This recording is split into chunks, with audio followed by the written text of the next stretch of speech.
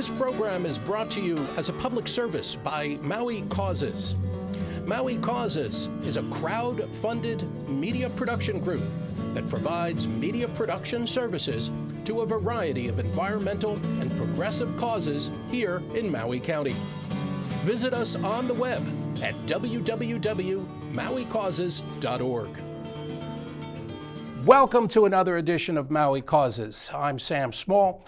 Thank you eternally to Haiku for providing facilities so that we are able to bring you ideas and information that you're not likely to see in other places here in Maui County. This show is dedicated to being a positive disruption to the status quo. I'm sorry. We're here to mess things up a little bit because the status quo here in Hawaii especially has been so well established for so long that so many people think it's normal. And the level of exploitation that takes place at every level in our county government is anything but normal. It's not normal. You don't have to stand for it, and all you have to do to change it is vote. Well, all right, you got to identify some candidates that are worth voting for. And fortunately, those people have been coming to the surface. You know, it used to be that it was just everybody was part of the old boy. It was just one faction or another. Now there are truly candidates that are coming to you, asking for your vote, who are committed to changing the whole system. We want to mature Maui County from a provincial, a small town, into a modern metropolis. We have the budget is billions of dollars. It's a huge budget. It's being run by every aspect of spending here in Maui County is designed to strip as much money to service providers as possible. There is no fiscal responsibility. There is no logic to it. It follows a form of exploitation every step of the way. No more is that apparent than in the Planning Commission and the Planning Director, who have authority to exempt $6 million shoreline houses from having to follow even federal laws.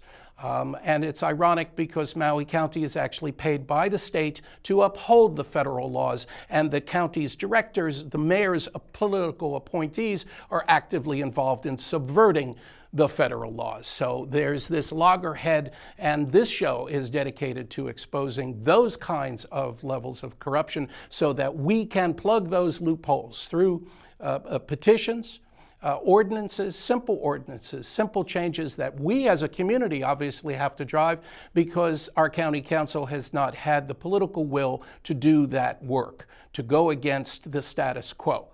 Hopefully we will get enough candidates in place to be able to make those kinds of changes. We only need 6 candidates elected to the county council to be able to turn the county council back towards working for the people of Maui County instead of working for the developers and the big business interests. That is to your advantage, that's to your children's advantage, and that's what we got to do.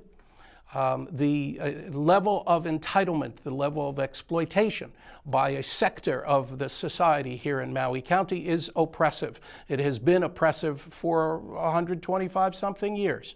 And it has come to a time where change is necessary. We're looking to do petitions, as was done in 2014 with the Monsanto GM moratorium. That's one of the things that lit this community up into action, and that is what is driving this wave of candidates that have a progressive understanding, that have an appreciation for the people that live here in Maui County rather than the companies that do business here in Maui County, and as well for the environment. So those are some of the positive things. You know, we don't like, there's a lot to complain about. You could just sit here and bitch and have a bitch fest, for forever. But that doesn't serve necessarily. It serves to wake people up, but it doesn't answer all of the problems. Our other. Not calling you a quack. No, that's fine. No. And it's right I on. don't know how to turn this thing off. It's right on cue because with us today here on Maui Causes is part of the solution. With us, Dee Hamby and Sylvan Schwab. Dee is a board member, and Sylvan is the primary executive director. He's the man. Of the East Maui Animal Refuge, or better known as the BooBoo Zoo. So that's why his phone quacks. My wife too, but that's another story. Yeah, and you know, we're happy to have you here on the show because it's important to highlight where solutions are. You know, like I said, we don't want to just be a bitch fest. The show is about providing, very much so, about providing positive solutions to these problems. And, you know, you guys fill a unique role in the community, and you're doing it on your own. There are some organizations that are a little shy of appearing on this show because they get some of their funding from the county. And if you speak out at all against the county, you get cut off. Yep. And you've been through that. I have. That's your history. That was long ago. Yes. And you've found other ways to keep your operation going. You're You're not relying on the county and its vagaries. And Dee, you're part of that in helping as a board member with fundraising and making that happen. So we're going to talk a little bit with these folks and find out what the BooBoo Zoo is and what you can do to participate in a positive initiative here in Maui County. Sylvan, go for it. What's the BooBoo Zoo about? We take an orphaned, injured, any animal in distress that there's no place else for it to go to. Whatever, wildlife, domestic, farm. If I can't take care of it, I can direct the people to some place that can take care of the situation.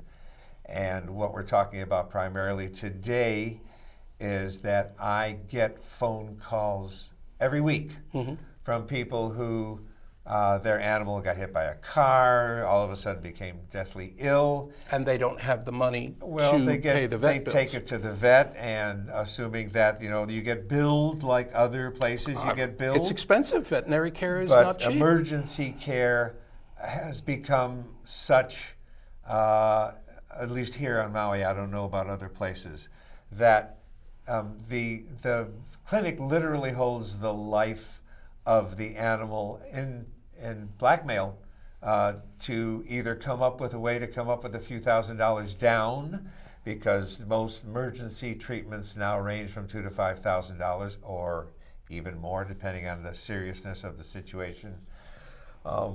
And rather than at least provide minimal life-saving situation, you know, they'll say, well, it needs this treatment and that treatment, and the surgery is going to run so much. And instead of just saving that life right now and dealing with more elaborate surgeries, it's you come up with the money now.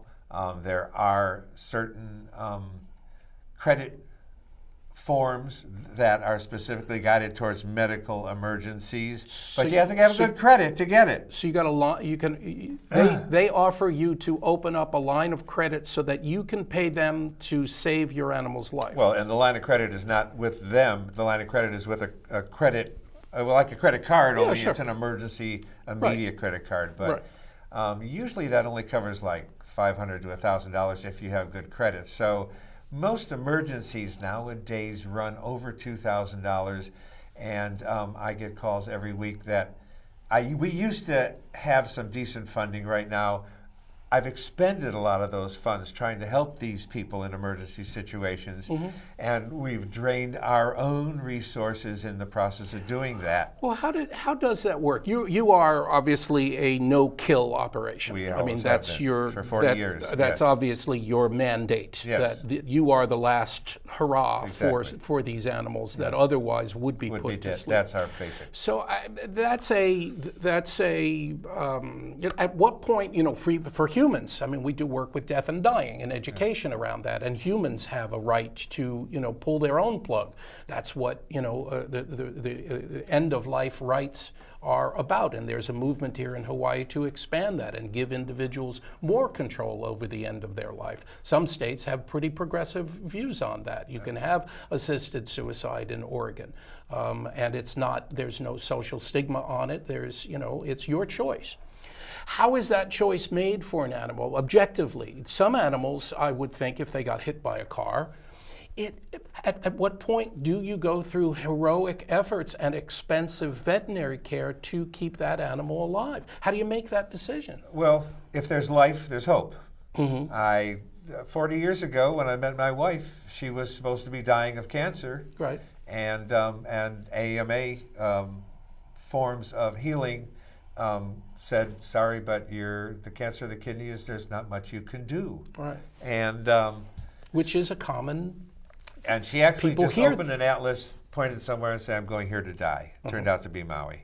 I happened to come to Maui with a couple who knew about alternative medicines here in Hawaii, and that's what they were researching. So I knew about the Chinese medical convention, and turned out that the people I came with and my later to become wife met each other. Neither one of them, they became best friends, and neither one told each other that they were dying of cancer.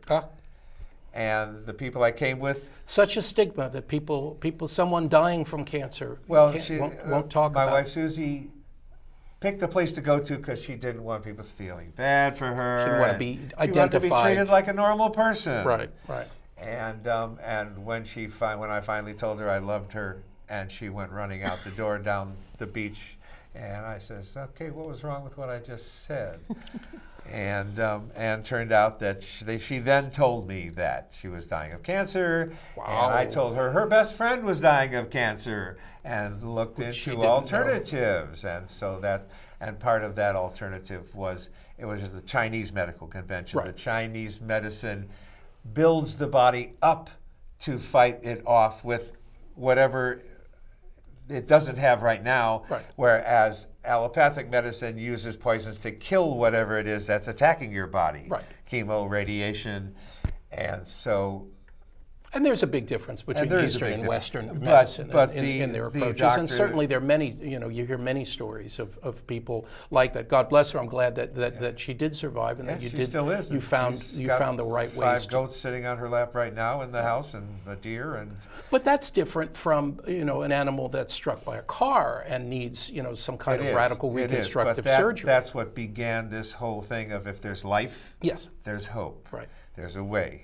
And so that's a commitment that you as an organization have made. Well, we became that way because my job from that Chinese practitioner was to find something that gave her the drive, the will to live, because the mind controls the body. Right. But how do you do that? Unless you're a Buddhist monk who's been practicing mind control for. I guess that's my question is, how do you do that for an animal? Well, you do that. You can't do that for an animal, but having her learned that I knew she wanted to pick out all those sick little animals in the pet shop. She didn't want the healthy one. So I knew that was her passion. You got to find your passion to have that desire, the drive to live. Right. And so that's what started us out 40 years ago. Now, I just know that if there's life, there is hope. I see it happen all the time. Sure. And I did. Just yesterday, I had an animal was almost dead that was brought to me. Today, it's jumping around because you just got to have a good idea of what to do. That's where that's where allopathic medicine comes in. And yes, it is an instant fix-it-now situation with whatever you have to do. But there's a lot of veterinarians on the island, and it's money. Money keeps the business running. Business person, it's money. And that's what I'm getting to, is that your level of commitment to hold that line and keep that space for an animal so that it has every chance to survive costs money. To do that, that's an extraordinary service. There's an extraordinary level of compassion that goes along with that, because you are going to the distance. And that does require funding. Well, running a veterinary business any medical business is very expensive. Right. And so that's why nowadays they require a minimum amount down to at least cover their nut, Right. if not to pay the profit that's involved in running a business. Right. As a nonprofit, if we have the physical thing there, if the clinic gets donated and it's operating and that doesn't require taking in more money to keep a doctor handy because we've built a structure that the in-house veterinarian could live there. Right. And we've built the building where the clinic can be downstairs, so any emergency can be right there. So now we just have a big empty room. You're setting up so that you don't have to rely on an outside veterinarian, and I think that's the whole point of this. Well, running a nonprofit, you learn that the people who can help you, if you're doing the right thing, they will. They will. Right. And I mean, yes, 1,000 people who donate $25 a month, that's $25,000. Right. Or one person who $25,000 isn't that critical to, who really cares about what you're doing. You're a good repository for that kind of donation. And that's and we're going, I built this building out of a very generous bequest of one of our supporters. She gave $100 a month for years and years and years. I had no idea what kind of money she had. When she passed away, it turned out she left us a reasonably good amount of money that we fixed up the place like the Department of Agriculture needed it done. Right. But this was my big project, to have a structure where we can have a person living on the property who is responsible for immediate needs. And the needs keep growing. The community keeps getting larger, and so the animal population keeps getting larger. And that is it's a reasonable thing that for years, if you're going to the vets and you're saying please help, there's a limit to how much they can provide you. Well, you have to go. You've done the right thing to be able to establish your own facility. But I've learned the capabilities, because for 25 years we had a vet who had just moved to the island and read our very first story in the newspaper about us, and he called me and said, I want to donate my services to you, and I want to donate your medications to you. Fantastic. And he hadn't even started opening his own business yet. He just moved to the island, but he was a man who had his heart in the right place. Yeah. And I learned from him giving us those services for 25 years. Who was that? It was Dr. Ronald Moyer, who passed away a few years ago. God bless his soul. And he left his equipment to us. So we have a lot of medical equipment already to start the clinic. We just have to build the clinic. Right.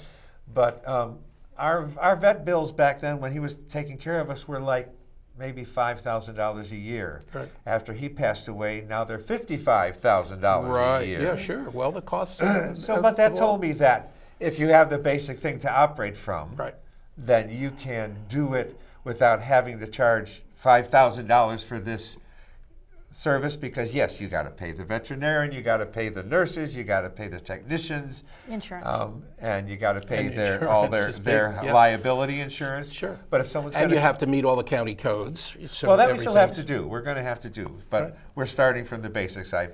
With her bequest, we built the building.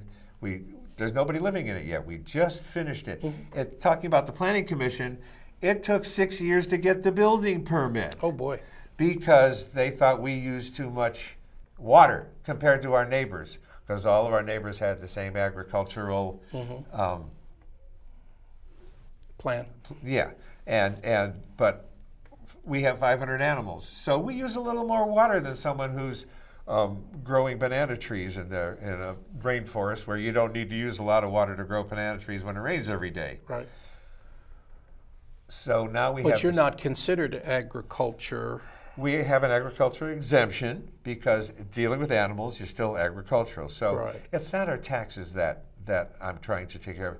It's the fact that I know once the clinic is built and once we have a veterinarian living upstairs and he's there, the facility is there, and once there's enough money in the pot that we can keep the medicines needed on hand, which we're doing right now. Anyway, we have 500 animals. I have to keep a lot of medications on hand. Sure. I have to keep a lot of veterinarians at my disposal, right. but they're not all donating their time, though many of them do what they can, but they're working for other businesses that, the business says you will charge this, you will charge that, because a business is a business. Sure.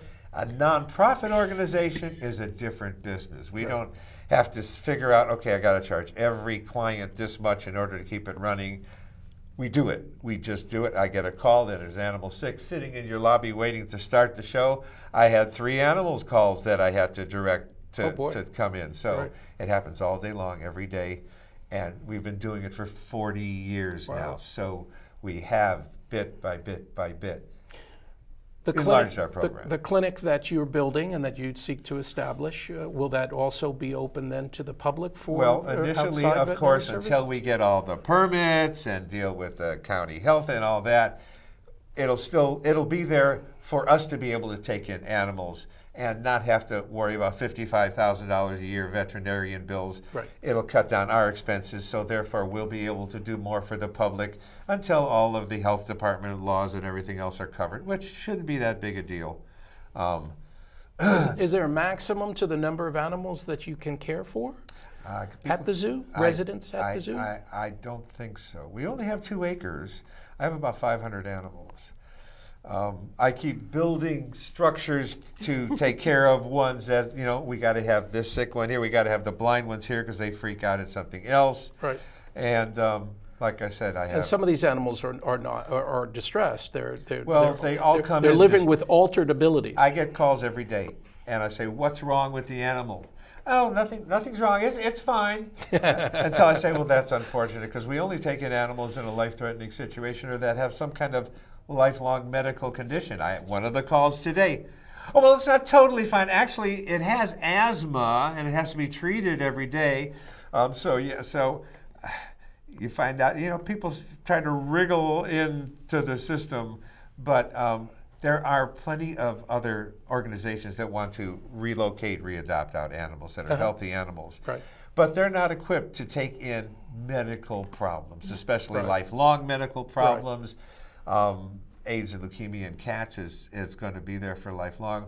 Now we're working with the Humane Society.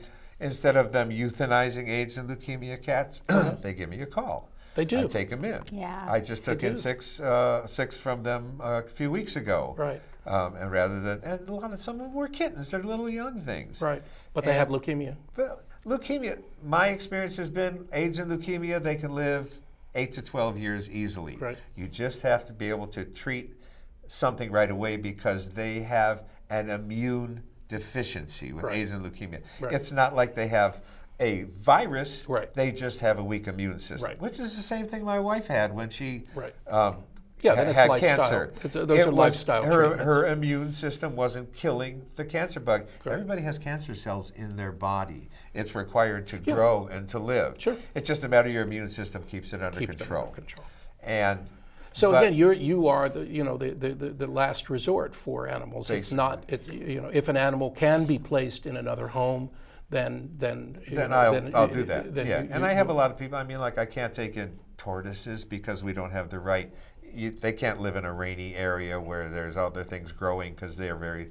So I have a lot of people who say, "I love raising tortoises." I have a place to send tortoises to. Great. When I get a tortoise call. After 40 years, you get a lot of people who want to take care of something in particular. Right. I can't take in rabbits again because it's a wet situation. But there are people who love taking care of rabbits. So if I can direct it somewhere else, I do.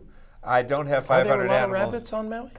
Well, there actually was Maui Animal Rescue and Sanctuary who literally had rabbit kennels. They moved to the Big Island now, but they're not wild rabbits unless, of course, people let them. Unless they got away. That's where my head was going. Is that if you have an animal, eventually one of them gets away. Pigs and goats. Yeah, big they're not problem. wildlife. Big problem. But if they're out in the wild, they're considered wildlife, Right. and you're not allowed to take living wildlife out of the wild. Talk about your deer a little bit.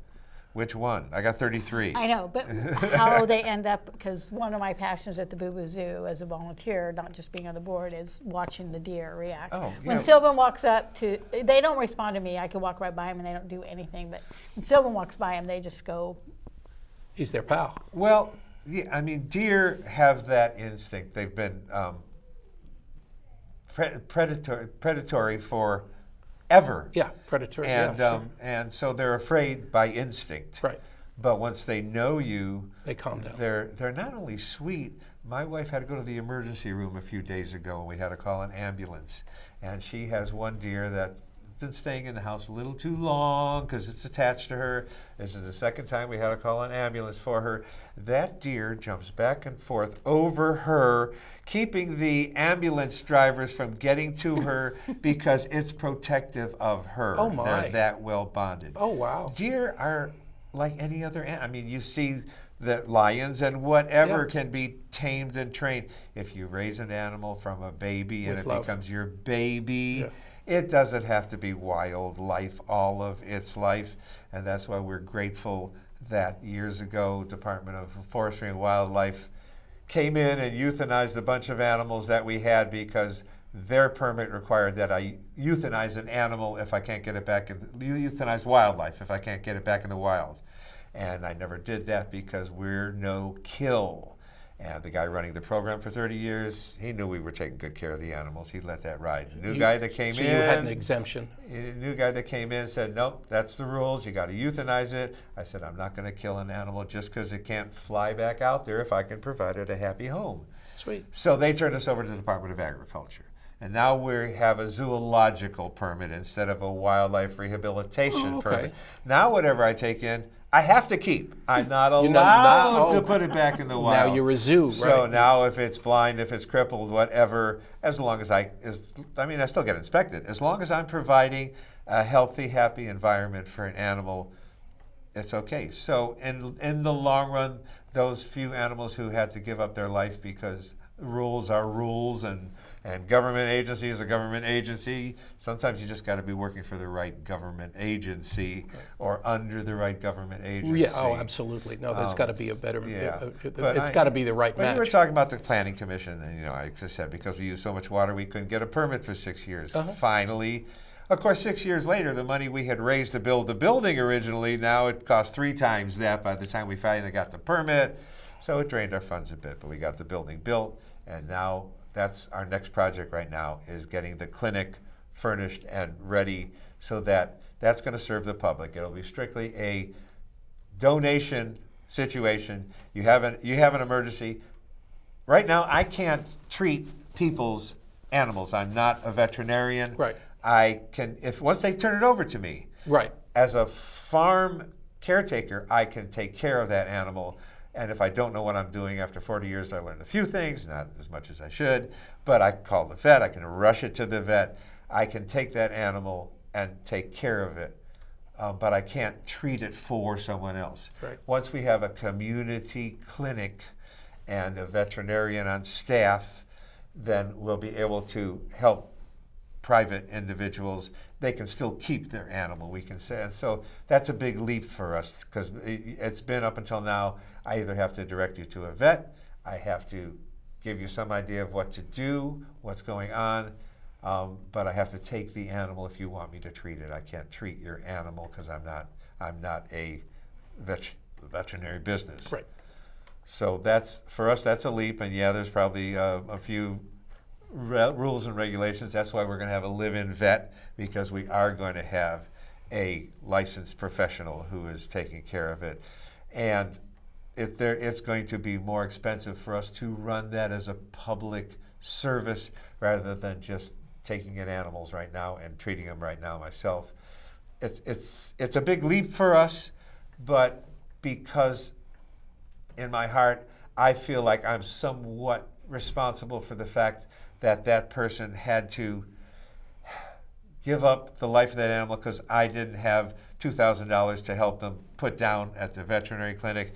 Dee is a good example of that. She had a similar experience where I'll let her tell the story about that. Yeah, I had a 3.5-year-old border collie, and a lot of the people watching probably knew Bully. We own a food truck at Ho'okipa, and he was with us 24/7. And he ate a stick and had some other stoppage and couldn't. He was constipated, and took him to the vet, and he became non-responsive. And they said, unless you have $5,000, we'll do an X-ray for $135. And then when the X-ray came back, it said either you have to put him to sleep or come up with $5,000. $5,000 to do a surgery into his internals. Yeah, and then Bob and I, we just couldn't do it. No, that's a lot of money. Yeah, and they wouldn't even take a credit card. I mean, we don't live on credit. I mean, we didn't have a credit card to give him $5,000 on a credit card. And the saddest part is after we had him euthanized, he was already dead, and they wouldn't give us his body. They kept him frozen until we came up with $388 for storage and euthanization. So they said, we'll just keep him in cold storage until you can come and pick him up. Because we weren't going to cremate him because we wanted to bury him with us. Right. I mean, on our property. Right. So they pretty much held him for ransom, his body, and we went and picked him up frozen and buried him. Right. But, I mean, he's already dead. You know? Well, but they've, from the business standpoint, they provided the services. So right. And that's what, and they have a lot of experience of people not paying because once the animal's dead, well, okay, so my credit goes down. I don't have any credit right now anyway. What the hell's the difference, you know? Right. But people walk away from animals. I mean, animals are the innocent ones. Right. Yes. It could be their responsibility of the owner. It could be the responsibility of the car that hit them. It could just be nobody's responsibility, but just the fact that the animals, they rely on something other than us. Yeah, they rely on people. If they're out in nature, they rely on nature. But even in nature, the Sierra Club, the Nature Conservancy, the Department of Forestry and Wildlife, they all go up in helicopters regularly and slaughter herds of deer, of goats, of pigs, because they're endangering a plant. Well, the ungulates are there's a balance. I mean, there's.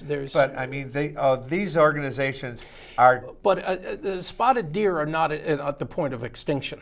So when the goats and the deers are having an impact on the silver sword plant, that is, I'm not saying that right, probably.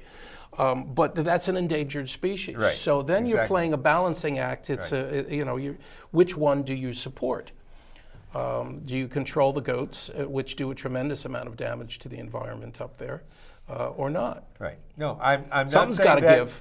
I'm not saying that, they're wrong, because most people who are plant advocates would want to shoot me right now for saying that. They're competitive. They're competitive factors, and each organization has their niche. But I mean, these organizations, you don't see them advertising on TV. Save the life of this daisy because it's getting eaten. No, but there's a difference between a daisy and an endangered species. But you can with a limit. There's also other alternatives.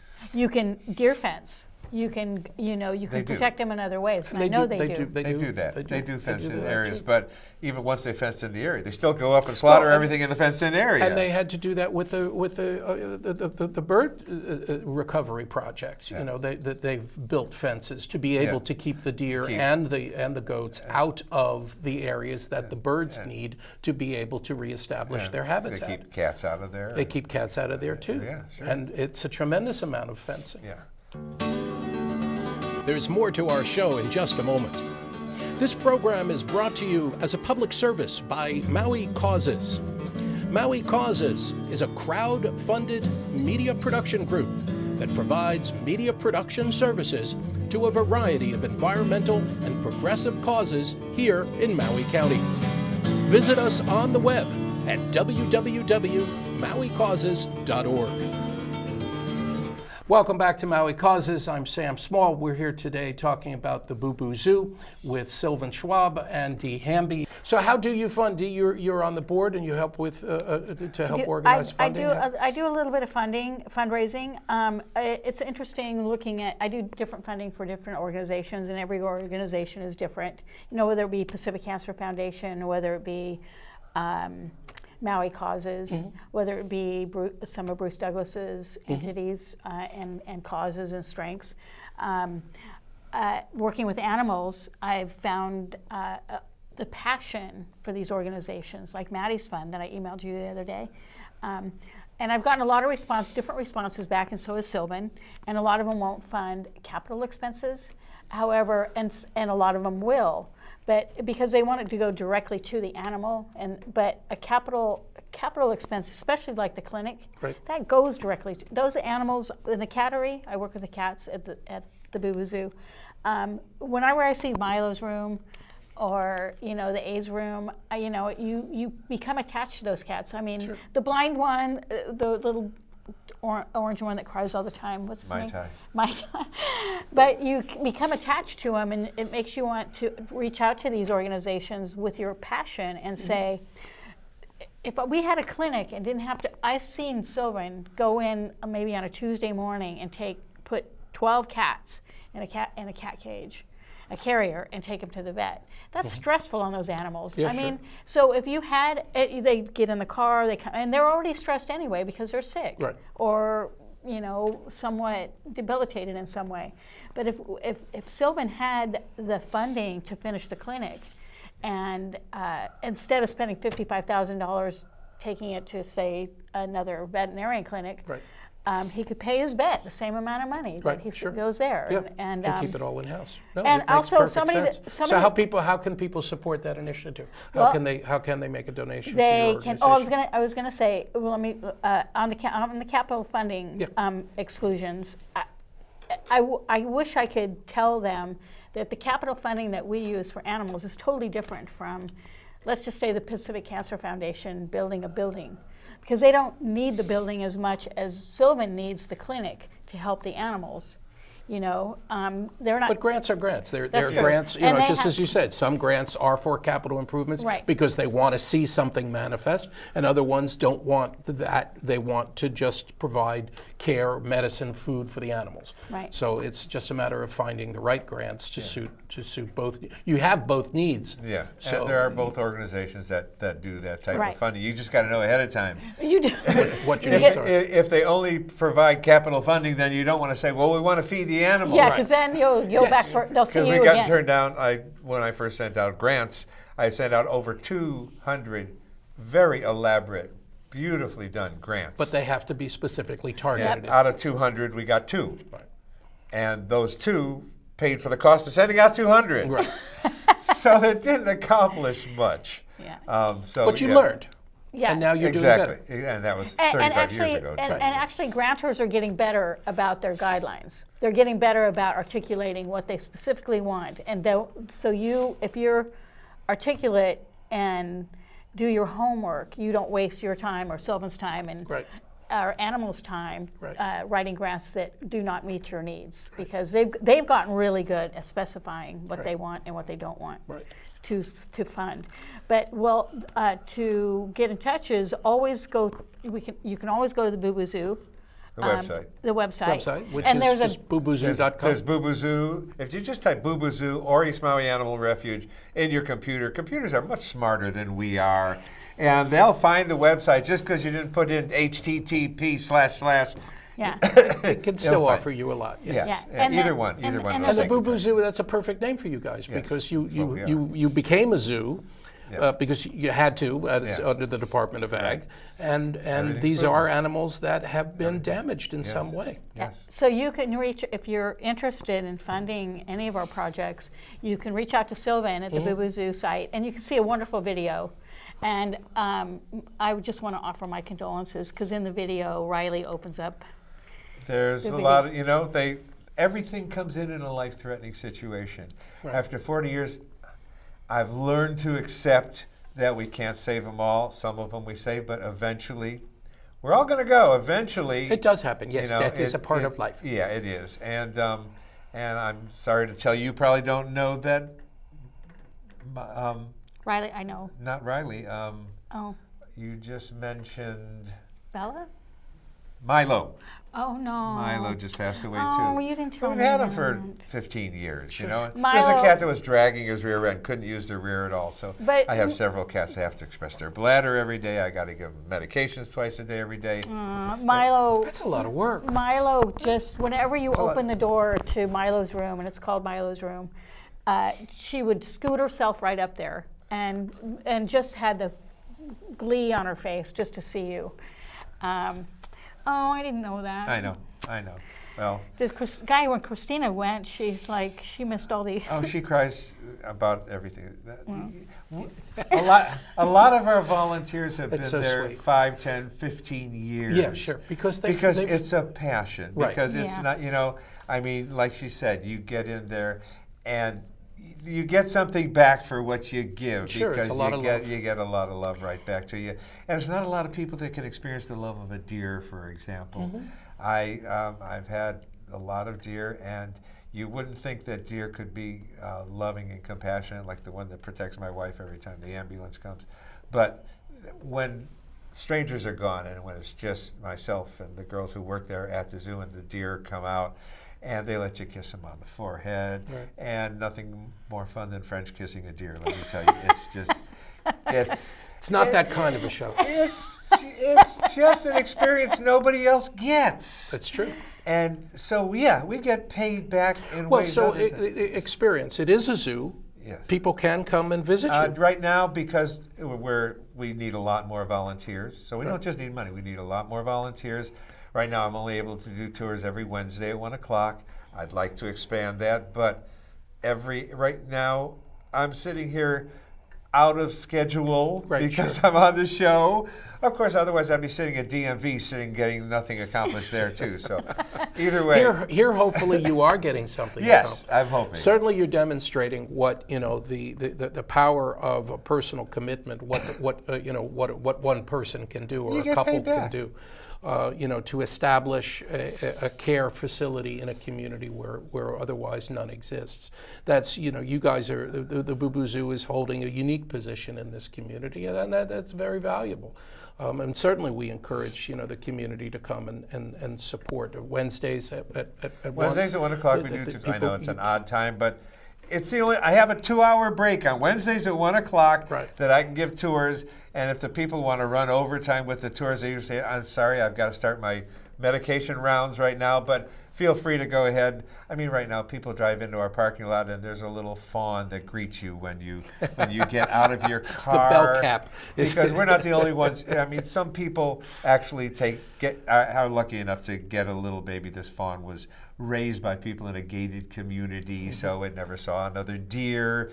It was an orphan, and it started eating other gardens in a gated community. Some people apparently took offense to that.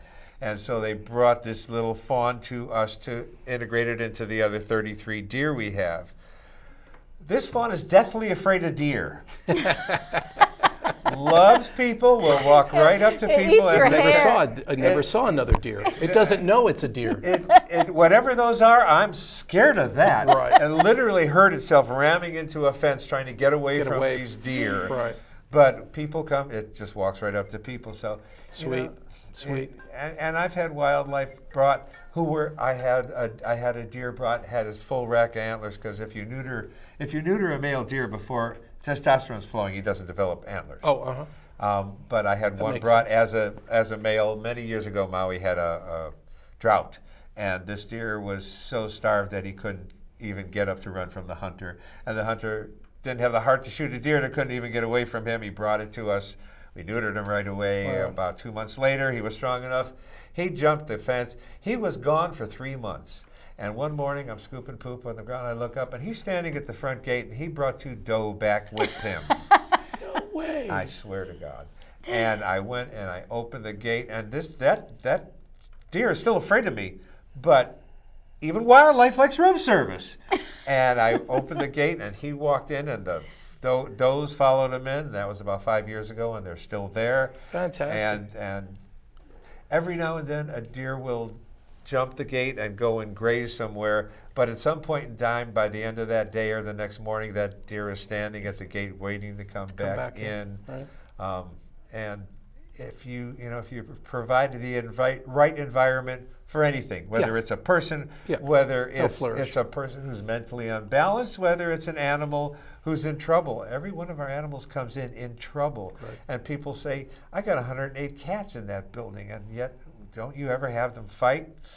Every now and then they, but no, they don't fight because everyone has come in knowing it was in trouble, knowing that it was laying there, and the other cats that are there have been through the same thing, and they each have their little spot, and that's great because I have to medicate a lot. I know just where one cat's going to be sitting so that I can give it its morning medication. Well, those traumatic experiences changes people, and it changes animals too. Yeah. So how can people volunteer? You need what kind of volunteers do you need, and mainly how can right people now? volunteer? First of all, you got to like poop. I'm a poop scooper. I am. For some reason, I love cleaning and feeding. That's what taking care of an animal is. Whether you have a pet, whether you have 500 animals, it's cleaning and feeding. So volunteering. Unfortunately, I can't say, I just need you to sit down and cuddle cats all day long. You can. Once you got the cleaning and feeding done, you can sit and cuddle as many animals as you want because they're available. But that's what we need volunteers for. Yeah. Let me interject real quick. Volunteers, it will become your lifeline. I think a lot of our volunteers were at one time in a position like the animals, in a trouble situation. Emotional. There's empathy, yeah. And they found a spot where they can release all that. And we all get along as volunteers because we all have the same passion. Well, we're all damaged. Yeah, you don't get out of childhood in this society without being damaged in some fashion. Yeah, that's why we have the camaraderie with the animals. And the people, all of us that live on Maui, when your visitors are taking up way too much of your time and you're really tired of them and it's time for them to go back to the mainland, give them something to do on a Wednesday and go visit Sylvan at the BooBoo Zoo and volunteer and see what we the volunteers are needed all the time, I imagine. Like I said, Wednesdays at 1 is just the... but then we get volunteers from there. Right. They'll so that's your way. I have your had people literally move from the mainland to here, volunteer for a long time. They volunteered long enough that I have a few who now are running animal rescue organizations because I don't like caging animals any more than, while I'm treating one, sometimes I have to keep them in a cage for a while. I really try not to because animals actually get acclimated to their cage and they don't want to leave the cage when it's time. But so I started out, I did do dogs originally that had wheelchairs that were crippled.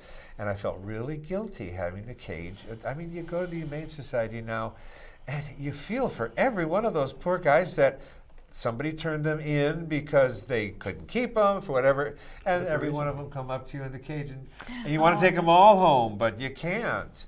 And I felt guilty about that with the dogs, and so I ended up getting all the crippled ones adopted out, but I just tore down those kennels because I don't like, so the only dogs I can take in right now are ones that get along with all of the other animals. Right. But there's several other dog organizations.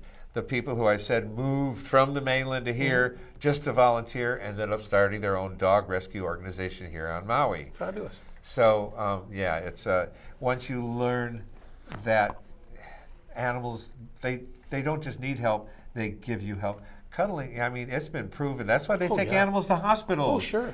Cuddling an animal will blood pressure, lower bam, your down. Exactly. No question. Exactly. No question. And yes, so if you have high blood pressure, volunteer at the East Maui Animal Refuge, and instead of having to take blood pressure medicine, we'll do it with a cat on your lap or a deer in your heart, whatever is needed. There's a few birds there too.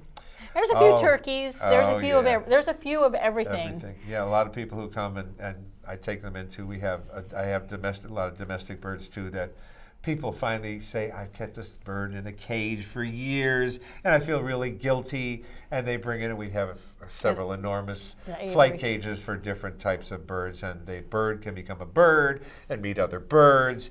But because they were domesticated originally, you go in there, and all of a sudden you not only get kissed by a bird, you got birds landing on your head. I got a cockatoo that has a cleavage fetish, if you're a young lady and want a bird to climb down into your, I got a bird who will do unique that experience. too. Again,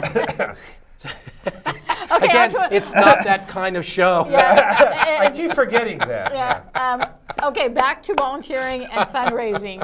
We'll go away from the cleavage thing right now. Yeah, okay. But also, a Maui Charity Walk is coming up, and Yeah, please. it's May 10th. And again, get a hold with Sylvan. I would give you my email address, but it's long. If I would have thought about it, I would have put it on the bottom of the screen. We can put it on the screen. Okay, it's Hawaiian Islands Restoration @gmail.com. All right. Or you can get a hold of BooBoo Zoo, and Sylvan can direct me to you or to Cindy, who's running the charity walk. Yeah. And last year they raised $4,000 for the BooBoo Zoo, and their goal this year is $7,000. Great. And the sign up for the charity walk, we encourage corporations, like Miko maybe, or some of our stores, to get a team together and do a charity walk on May 10th and raise money for the BooBoo Zoo and other charities. I think they raised last year $1.5 million for all different kinds of charities all over Maui. Fantastic. Just people. Right. So That's the kind of community that we have here. People do care. People help people a lot more than government helps people. Government controls people. People help people. Yeah, and unfortunately, as we open the show, our government is very much geared towards stripping the resources out and giving them over to businesses than it is to provide those services for the public. And Yeah. it's an unfortunate trend that we have here. It is. And it is something that we are in the process of changing, because people realize we can. You saw an opportunity, a need that was there, and you realized that you could do this. And you've put your heart and soul, your own blood into this to make this happen. literally his blood. I'm sure you've been bit by I'm sure. some A things. little bit now and then. Some of these animals bite. Yeah. I think they all bite. It's a love bite. There you go. But that it's inspirational, and so thrilled to have you on the show, to be able to show the community the level of commitment and expertise that is here in the community, that we can draw on, and that you can contribute to. You can be a part of this. Yeah. And I mean, everybody, if you just follow your passion and forget about the money part. Forget about, because if you're worried about the money part, yes, you're going to end up working in a government office the rest of your life, or digging ditches or whatever. But if you've got a passion, whether it's music or taking kids to the baseball, How about whatever, photography? whatever. Yeah, I have a degree in photography, That's but why I brought that up. I don't use it except to take pictures of the animals. I was going to say, you take pictures No, of the animals. I work. That's why I brought it up. I worked in a dark room for 20 years, and that was my passion, was playing in the dark room. But It's not that kind of show. let's yeah. But no, if you just follow, I mean, this nonprofit organization, I only discovered it because we needed to survive when I was helping my wife go through her cancer treatment, and knowing that she loved animals, I just had her. We opened kennels and we were pet sitting, and we never made a profit. Right. And someone said, "Well, why don't you just become a nonprofit?" I can do that. I cannot make a profit. Expertise. Actually, very good at it. That is my expertise, is not making a profit. I go. can do that so well. Right. And, But you have to feed the animals, and you have to feed yourself. You're entitled to, but you know what? If you're doing something that people see you love, whether being a musician, whether it is taking care of animals, whatever. I mean, a lot of musicians who are really making money because they really did follow their passion and ignored everything else. Whatever your passion is, if you just follow it, it'll, I mean, like I said, we became a nonprofit because my passion is not making money. Right. And it doesn't matter what you do, it's that you love what you do. Yeah. And it'll just evolve over the years. Yeah, it took 40 years for us to finally pay the bills, but we're paying the bills finally. Right. Of course, I'm creating new ones every day by trying to open a clinic, but nonetheless. Well, it makes a lot of sense. It's Taking because I just realized, there's a gap. There's something that needs to be filled there. And if whatever you're doing, if you find that there's a gap and nobody's doing it for you, then you just get into it and just do it. Forget about the money part. Just do it. And the money will come because you're doing the right thing. It's Pono. Simple as that. I agree. My husband's passion is making hot dogs, and he doesn't care if he makes a dime, but man, he loves making hot dogs for people. Well, it's a little bit more challenging on the being the change agent in our community. The support for Maui causes, could be better, could be stronger. Because we do, by definition, rake up stuff, and we do get a little bit controversial. And there are folks that understandably don't want to get involved in any controversy. Yeah. But change is a necessary element in any society. It's not just a Marxist notion that conflict is the birth of everything. In a lot of ways it is, because that's the balance, the yin and yang, is conflict, and that is a part of life and death.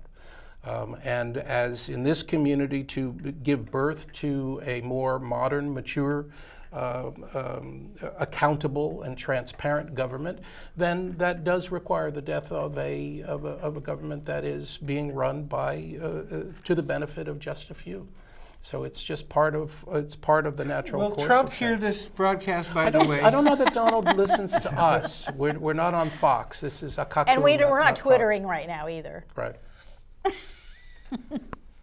So I want to thank you both for the time and for coming here in your day and for all of the things that you're doing so richly in the community. There's thank you very much. Such a strong initiative. Thanks, and such a sweet thing to be a part of. I'm happy for you. I'm happy for your wife that you're able to do this and bring this to the community. And please, folks, find a way to support the BooBoo Zoo in donations or volunteers. Thank you. Join us again on another Maui Causes. We'll be back next week. Aloha. It's been a pleasure. Aloha. This program is brought to you as a public service by Maui Causes. Maui Causes is a crowd-funded media production group that provides media production services to a variety of environmental and progressive causes here in Maui County. Visit us on the web at www.mauicauses.org. Welcome to another Maui Causes television show. This show is dedicated to bringing you points of view that you will not see in the Maui news. We're here to generate change. It's a positive disruption, and it's a necessary process in a free democracy. Levels of corruption and bias in government is just insane here in Hawaii, and a lot of it is coming to the surface. We're here to bring those messages of change to you. And join us again next week. Aloha.